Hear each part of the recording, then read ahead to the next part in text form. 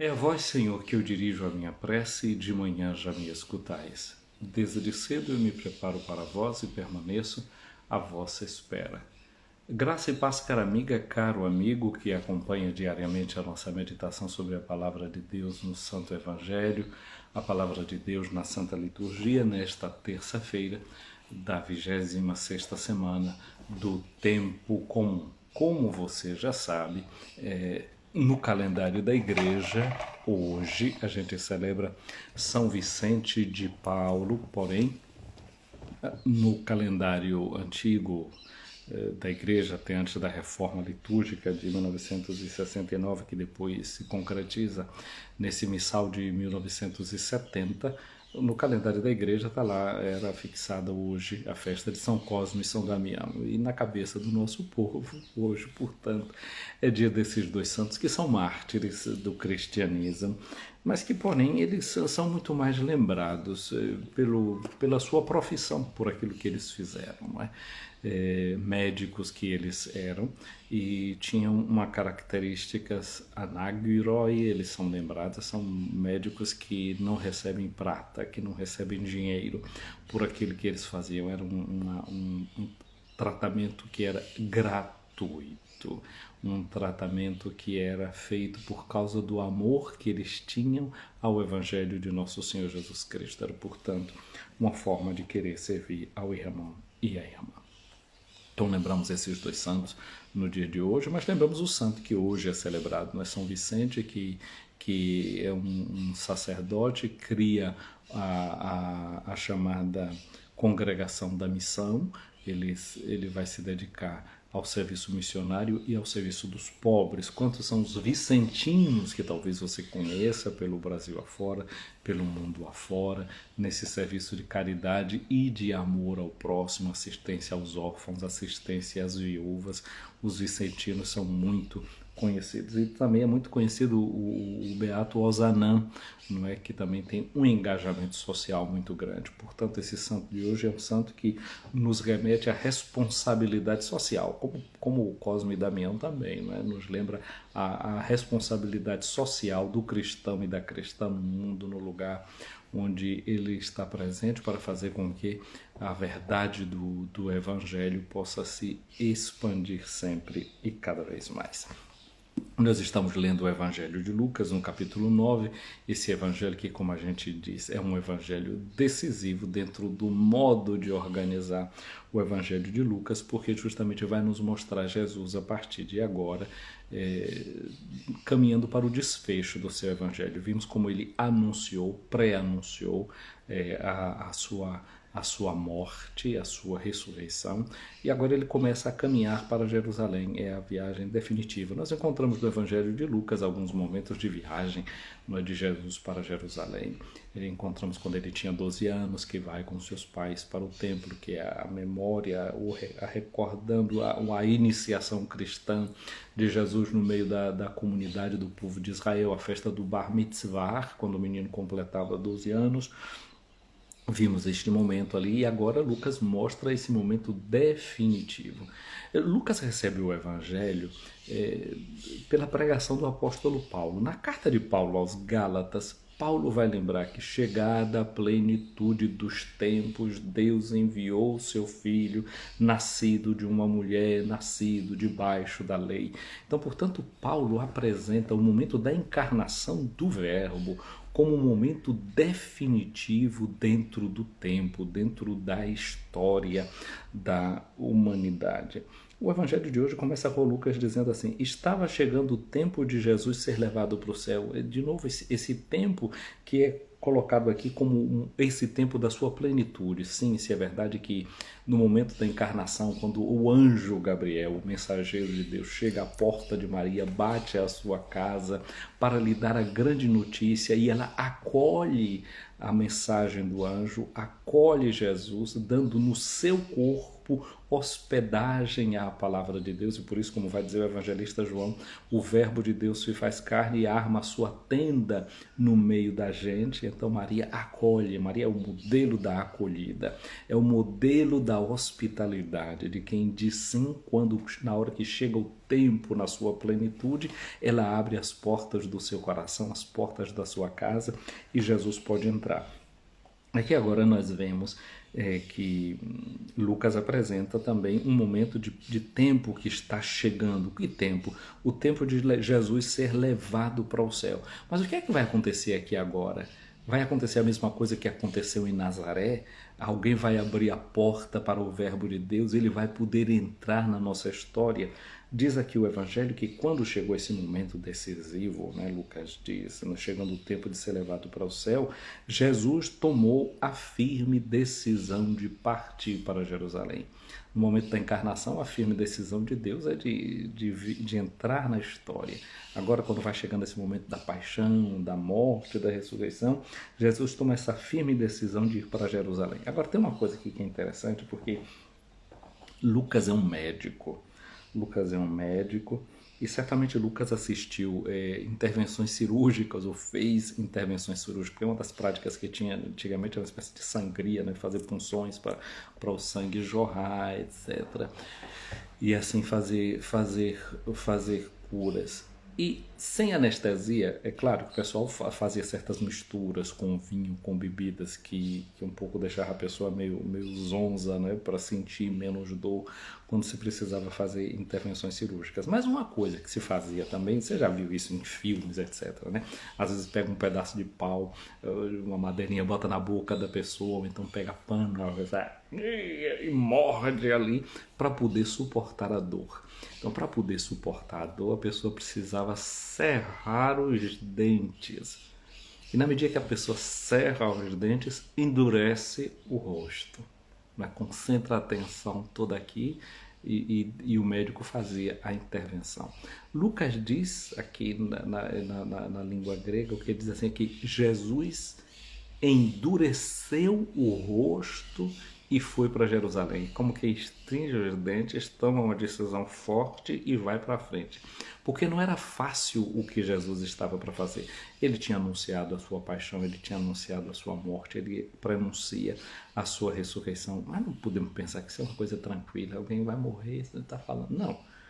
Isso tem um custo emocional para Jesus. Isso tem uma dor para Jesus.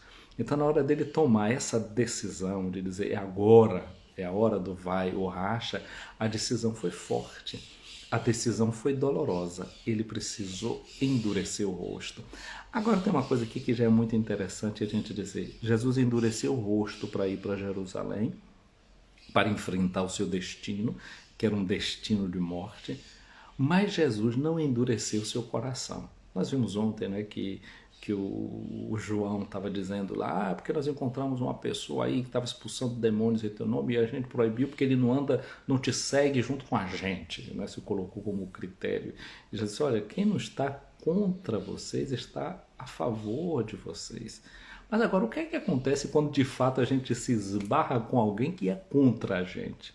Qual é a estratégia a ser usada? A gente vai voltar a isso aqui daqui a pouco, né? Então, Jesus agora, ele para seguir, para ir para frente, ele precisa endurecer o rosto.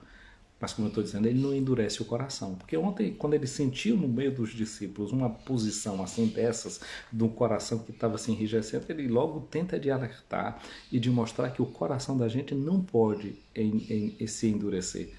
O rosto sim pode endurecer, mas a gente não pode perder a ternura, a gente não pode perder a sensibilidade, a gente não pode perder o amor. O amor deve estar sempre conservado e garantido dentro do coração da gente. Então, Jesus endureceu-se no rosto, não é? E toma essa decisão de ir para Jerusalém. Mas o seu coração vai permanecer um coração sensível. O seu coração vai permanecer um coração amante. E é por isso que o apóstolo Paulo diz para a gente, tenham em vocês os sentimentos de Cristo Jesus, porque ele não perde seus sentimentos de amor, seus sentimentos de ternura em relação a cada um e a cada um de nós. E mesmo em relação àqueles que se manifestam contrários a ele, não é? Numa posição de inimizade ou de confronto. Então aqui agora a gente vai fazer um passo mais adiante na leitura desse evangelho. O que é que Jesus faz quando ele tomou a decisão firme de ir para Jerusalém? Ele enviou mensageiros à sua frente. Lembra que eu comecei fazendo um paralelo dizendo quando a encarnação, chegada à plenitude do tempo, o que é que Deus faz? Mandou um mensageiro também, não é, até a terra. Manda o anjo Gabriel se encontrar com Maria. Ele leva um anúncio. Mensageiro em grego se diz angelos. Enviar mensageiros, diz que ele mandou angeloi, não é que a gente poderia traduzir por anjos. Mas nesse caso aqui, esses anjos não são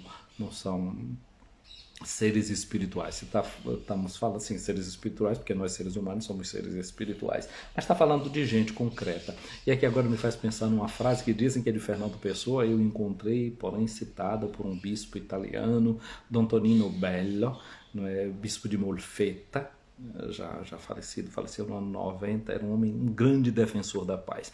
E ele dizia que nós somos anjos de uma asa só, anjos com uma asa só. E o que acontece com um anjo com asa só? Um anjo com asa só não pode voar. E ele dizia, nós, para podermos voar, precisamos nos unir uns aos outros. E assim, você com a sua asa e eu com a minha, nós podemos alçar voos. Interessante que Jesus, quando manda os seus discípulos, não é, normalmente ele manda essa embaixada, vão 2 a 2, não é, para fazer o anúncio. Então aqui ele mandou mensageiros, não sei se tinha mandado só 2 aqui, mas manda mensageiros aqui, pelo menos um número plural. Não é? Quando a gente vai com os limites de uma asa só, a gente pode contar sempre com aquela asa do nosso companheiro que está fazendo a estrada com a gente, e a gente pode sempre voar mais alto, ou pelo menos poder voar, já ter a garantia de alçar voos. Então vão aqui esses mensageiros à frente de Jesus.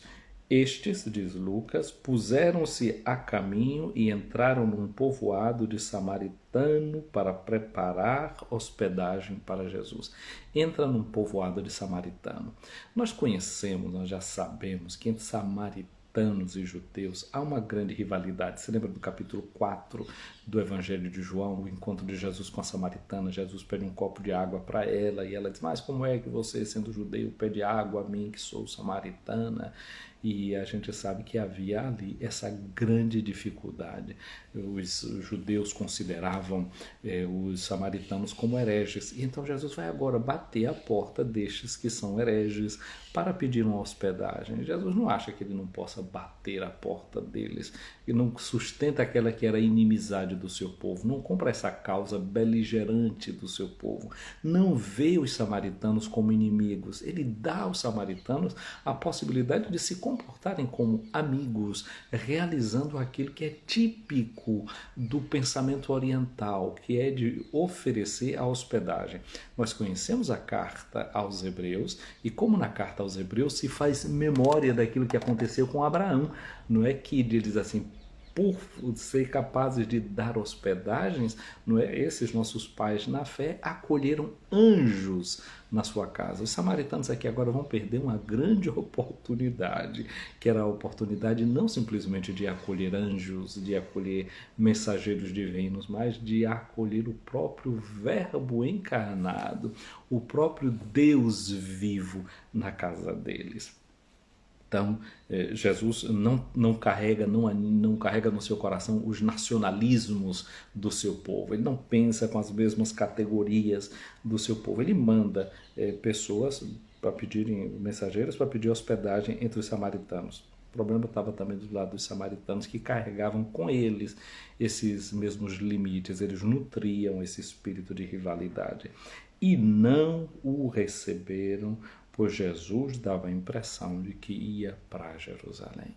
Então eles não recebem Jesus, esbarram a porta, fecham a porta para Jesus.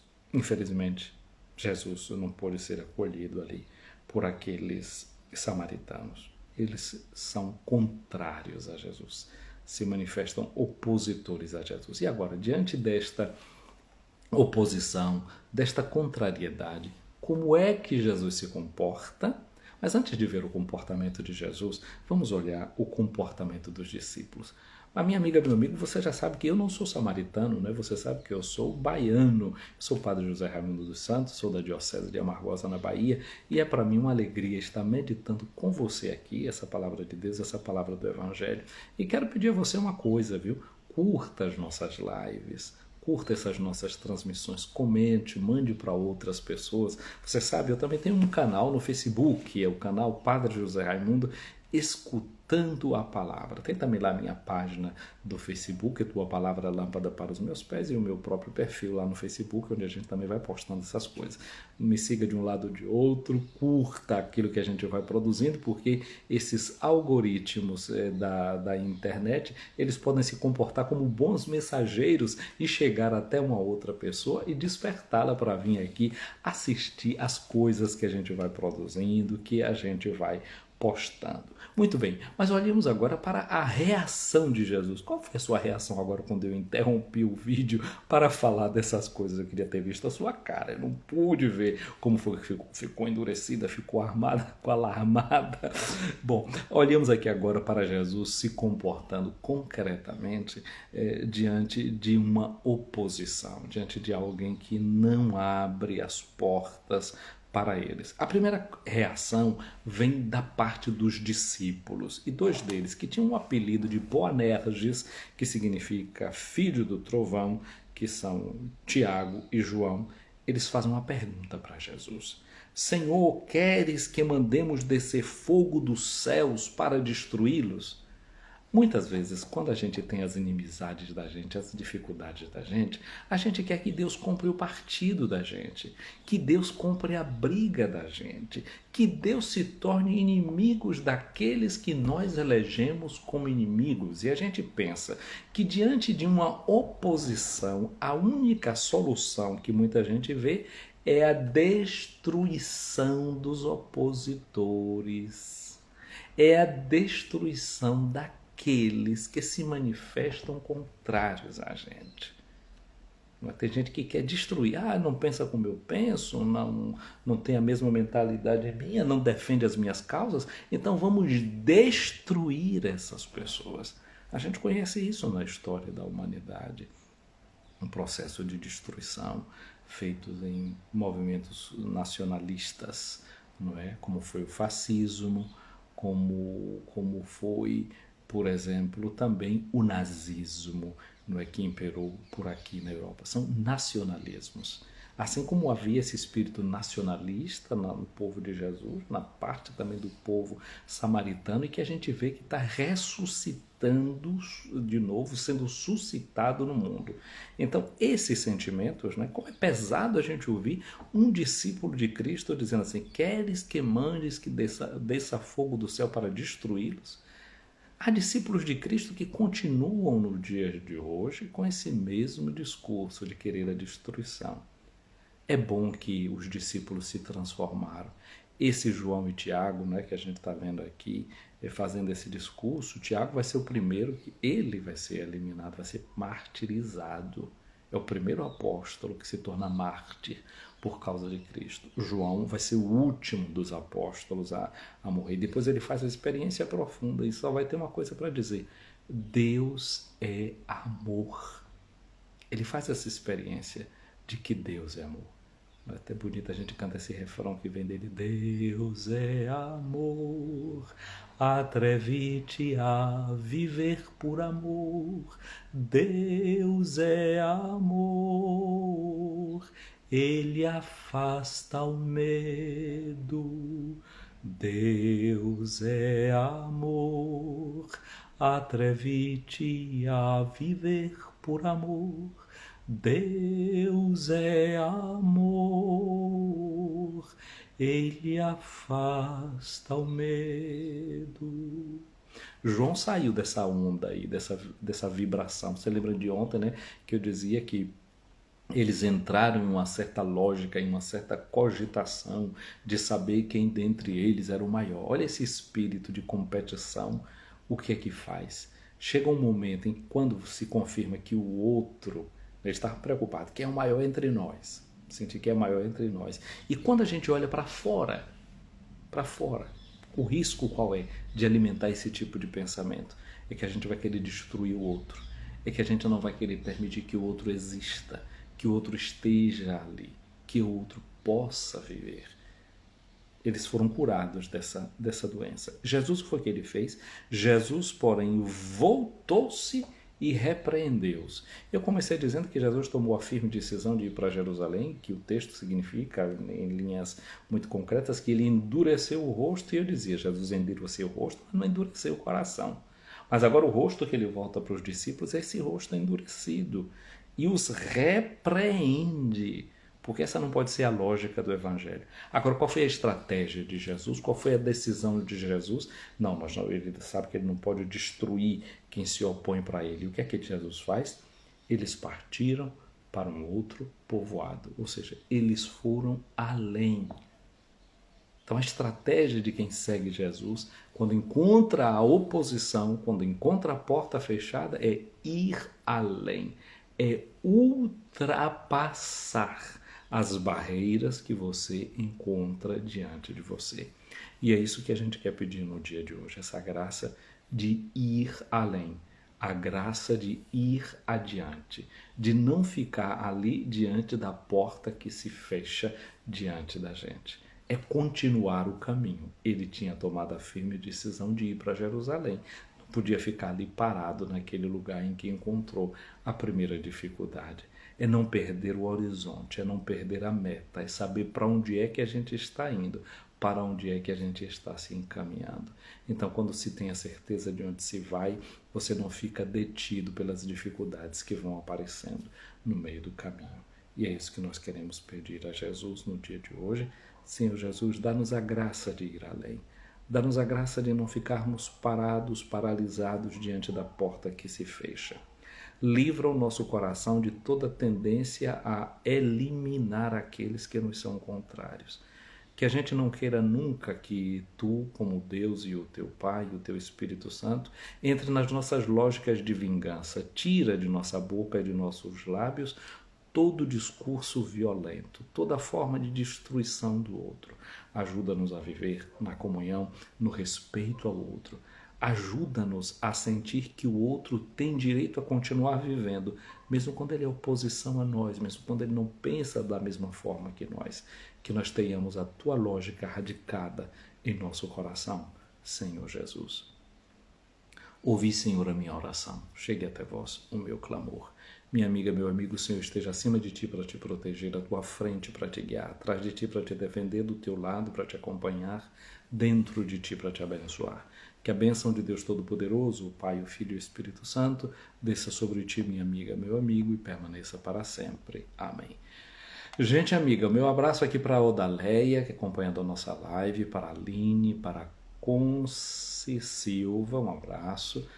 Bom dia, Aline. Um abraço também para Neuza Andrade, em Santo Antônio de Jesus. Um abraço para Nide Gomes, nos acompanhando também. Cida Almeida. Smadri, aqui também nos acompanhando. Boa tarde, bom dia. É para você aí já na boa tarde, né? Tá lá no Japão. Vivi Santos, um abraço para você. Então aqui a gente tá assim, né? Japão, Suíça, Brasil. Padre Miqueias Pascoal, um abraço para você também. Roma, aqui presente. Um abraço para a Melinha Reis em Santo Antônio de Jesus. Que o nosso dia seja assim. Esse dia abençoado, esse dia cheio de Deus, esse dia no qual a gente entra com profundidade na lógica do Evangelho de nosso Senhor Jesus Cristo. Bom, eu vou salvar aqui a nossa live, você já sabe o que é que você tem que fazer, né? Você curta, você comente, você encaminhe. E a gente se encontra amanhã, nesse mesmo horário, querendo Deus. Tchau, tchau.